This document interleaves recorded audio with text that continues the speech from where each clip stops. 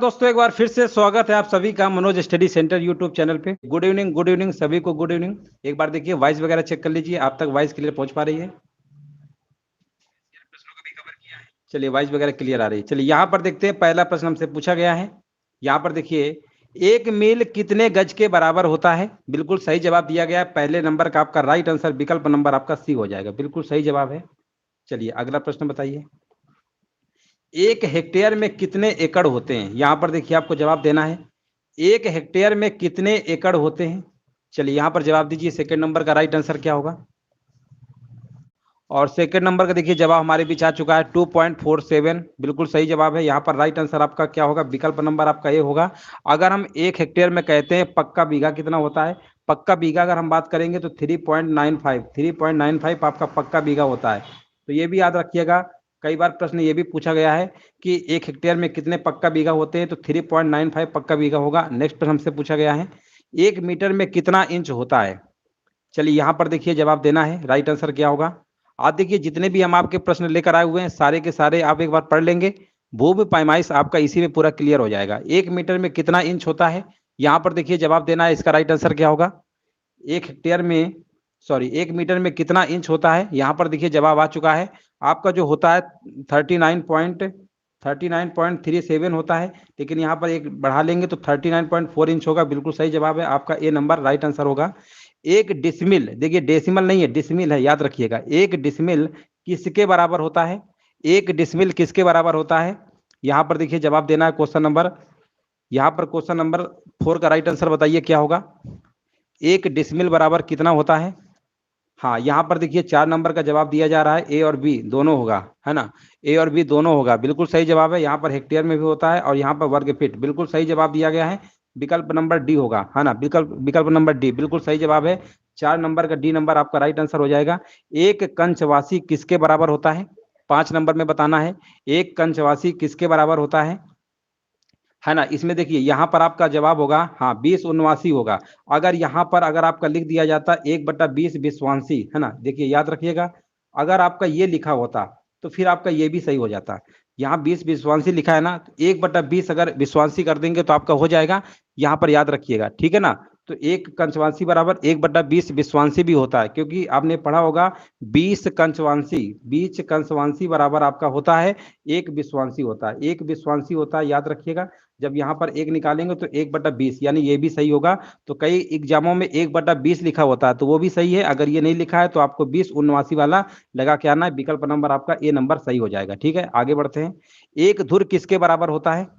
एक धुर किसके बराबर होता है, देखिए यहाँ पर जवाब देना है, एक धुर किसके बराबर होता है? क्वेश्चन नंबर देखिए 6 का जवाब देना है, क्या होगा? तो देखिए धुर को विश्वांसी भी कहते हैं, और एक विश्वा के 20 टुकड़े करने पर हर एक टुकड़ा आपका एक विश्वांसी या धुर कहलाता है। तो यहाँ पर एक गट्ठा का स्क्वायर कर देंगे, बस गट्ठा का स्क्वायर होगा। हाँ बिल्कुल सही जवाब है, ए नंबर आपका राइट आंसर आपका हो जाएगा। अगला प्रश्न हमसे पूछा गया, एक गट्ठा या लाठा में कितने इंच होते हैं? चलिए यहाँ पर बताइए, एक गट्ठा लाठा में कितने इंच होते हैं? क्वेश्चन नंबर देखिए 7 का जवाब देना है। तो एक गट्ठा लाठा में कितने इंच होते हैं आपके? ये भी आप सिंपल है, आपका 99 इंच होते हैं, बिल्कुल सही जवाब दिया गया है। अगला प्रश्न हमसे पूछा गया, भारतीय भूभाग के संदर्भ में निम्नलिखित में से कौन सा कथन इनमें से क्या है असत्य है? आपको बताना है इनमें से कौन सा असत्य है।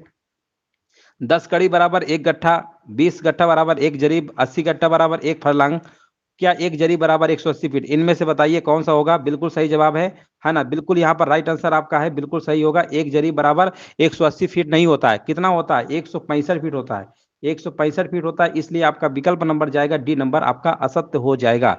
उत्तर प्रदेश में प्रचलित धरातल की माप इनमें से कौन सी सही नहीं है? कौन सा सही नहीं है यहाँ पर बताइए। क्वेश्चन नंबर देखिए 9 का राइट आंसर आपको बताना है, फटाफट देखिए, आपका भूमि पैमाइश आपका रिवाइज हो जाएगा आज की वीडियो पे।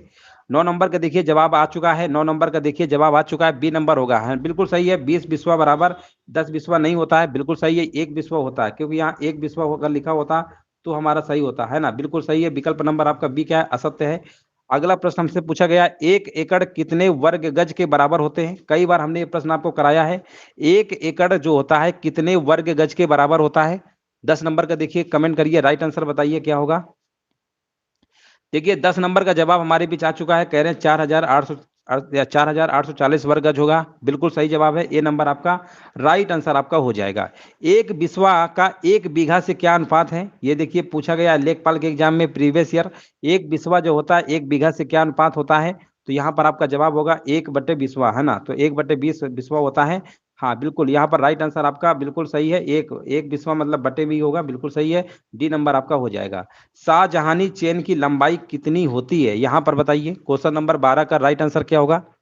शाहजहानी चैन की लंबाई कितनी होती है, यहाँ पर आपको जवाब देना है। और 12 नंबर का देखिए जवाब आ चुका है, 12 नंबर का डी होगा, 165 फुट, बिल्कुल सही है ना, बिल्कुल सही जवाब है, विकल्प नंबर आपका डी होगा।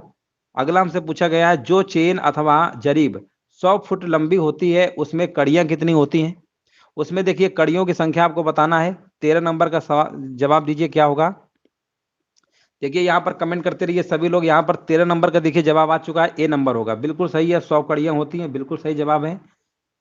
अब तो हमें लग रहा है कि आपको बहुत अच्छे से सब याद हो गए हैं। 33 फुट लंबी जो चैन होती है उसका नाम क्या है? 33 फुट लंबी जो चैन होती है उसका नाम क्या है? 14 नंबर का देखिए जवाब देना है, राइट आंसर क्या होगा? 33 फुट, यहाँ पर देखिए 14 नंबर का ए होगा, बिल्कुल सही है, रेवेन्यू चेन होता है, बिल्कुल नाम सही बताया गया है।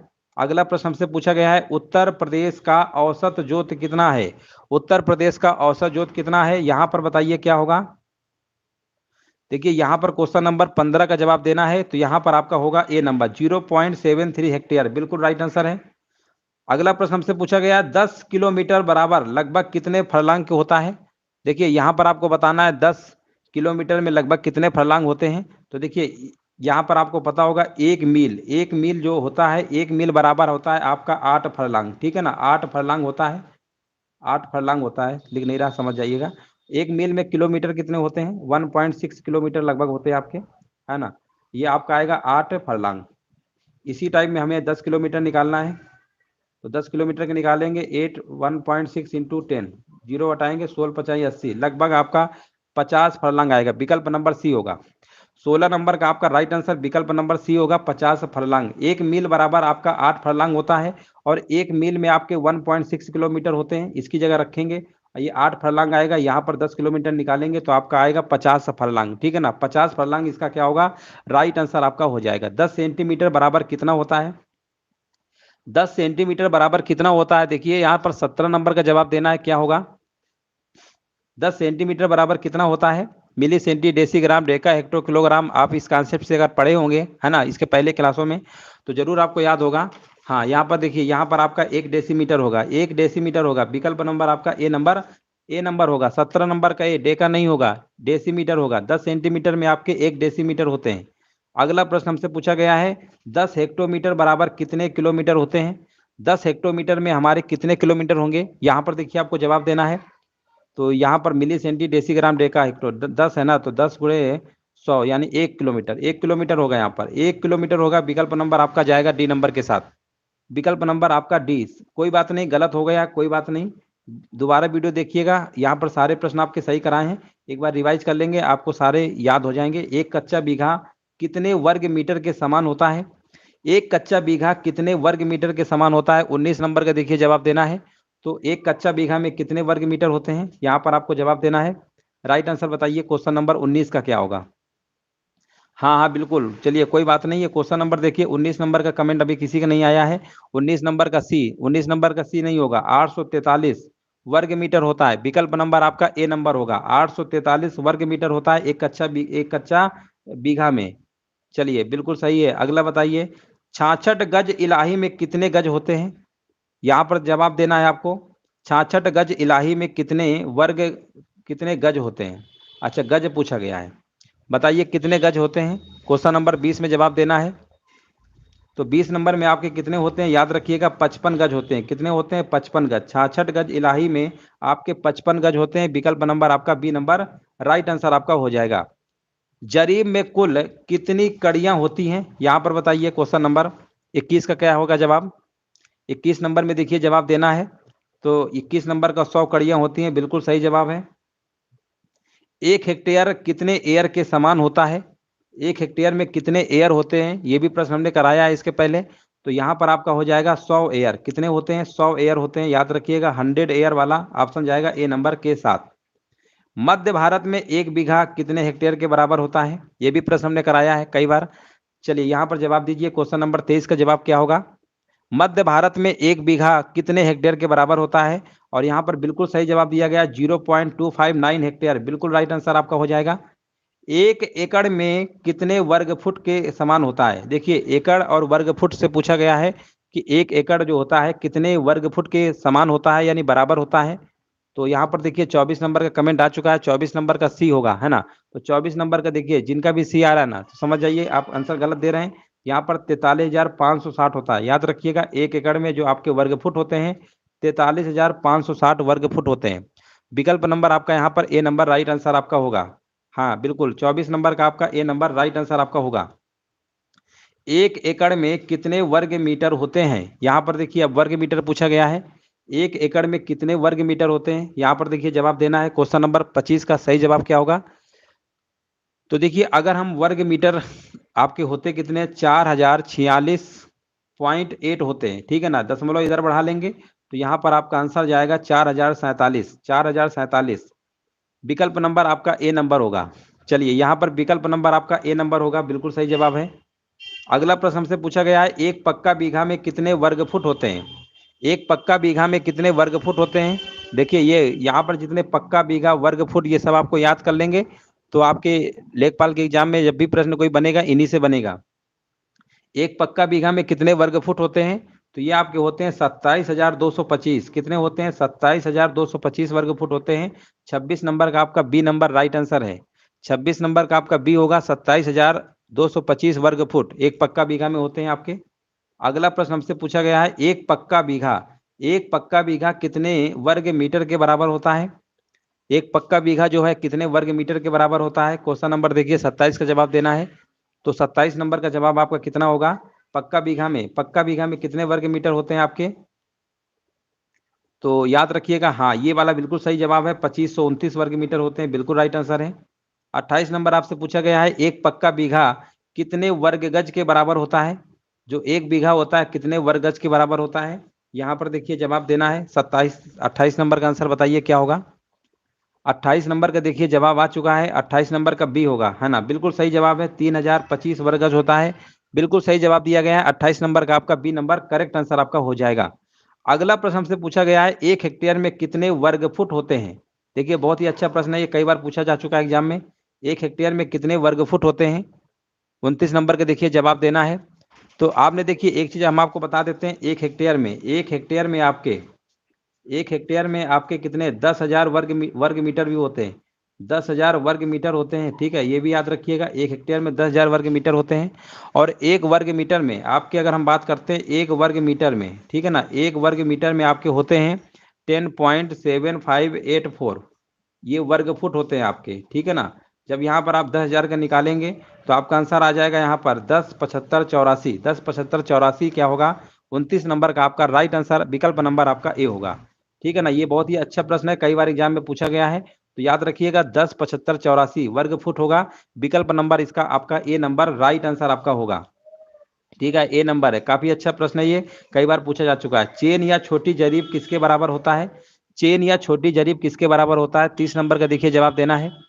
तो यहाँ पर आपका होगा 66 फीट 22 गज, है ना, ये तो सभी है 100 कड़िया। तो विकल्प यहाँ पर लॉक होगा डी नंबर के साथ। हाँ बिल्कुल राइट आंसर है, 30 नंबर का डी आपका बिल्कुल सही है। चलिए यहाँ पर बताइए शाही इकाई व्यवस्था पूरे भारत में कब लागू किया गया? शाही इकाई व्यवस्था पूरे भारत में कब लागू किया गया? 31 नंबर के देखिए जवाब देना है। तो ये लागू कब किया गया था आपको बताना है। 31 नंबर का आपका जवाब होगा 1 जनवरी 1826। हाँ बिल्कुल सही है। अगला प्रश्न हमसे पूछा गया 1 मीट्रिक जरीब की लंबाई कितनी होती है? 1 मीट्रिक जरीब की लंबाई कितनी होती है? 32 नंबर का देखिए जवाब देना है। तो यहाँ पर आपका होता है 20 मीटर। कितना होता है? 20 मीटर, बिल्कुल सही है। अगला प्रश्न पूछा गया है 1 हेक्टेयर में कितना पक्का बीघा होता है? 1 हेक्टेयर में कितना पक्का बीघा होता है? अभी हमने जस्ट पहले कराया था, आपको बताया था कि 3.95 बीघा होता है। बताया था कि नहीं बताया था? अभी 33 नंबर का आपका बी वाला होगा राइट आंसर। 33 नंबर का बी वाला क्या होगा? करेक्ट आंसर आपका हो जाएगा। अगला हमसे पूछा गया है इनमें से सबसे छोटा कौन सा है? बताइए, ये तो बहुत आसान प्रश्न है, किसी गलत नहीं होना चाहिए। 34 नंबर बताइए इनमें से सबसे छोटा कौन सा है? 34 नंबर का देखिए जवाब देना है। और 34 नंबर का सी बिल्कुल सही है, बिल्कुल राइट आंसर आपका 79 होगा। बिल्कुल राइट आंसर दिया गया है, विकल्प नंबर आपका सी नंबर आपका हो जाएगा, ठीक है ना। चलिए यहाँ पर बिल्कुल राइट आंसर है। चलिए इसके आगे यू हैव रीच्ड, बस यहीं तक आपके प्रश्न थे। 34 प्रश्न थी आपके, ठीक है। 34 प्रश्न हमने आपके करा लिए हैं, ये आपके भूमि पैमाइश के हैं, जो कि मोस्ट इंपॉर्टेंट हमको लगे। और आपके अगर एग्जाम के पॉइंट ऑफ व्यू से देखेंगे लेखपाल के, तो इन्हीं में से कोई ना कोई आपसे पूछ लेगा और आपका हो जाएगा। ज्यादा इसमें कोई प्रश्न नहीं आएंगे, एक ही दो प्रश्न बनते हैं, तो इतना आप पढ़ लेंगे, 34 प्रश्न रिवाइज कर लेंगे, तो आपका इसमें से आराम से हो जाएगा।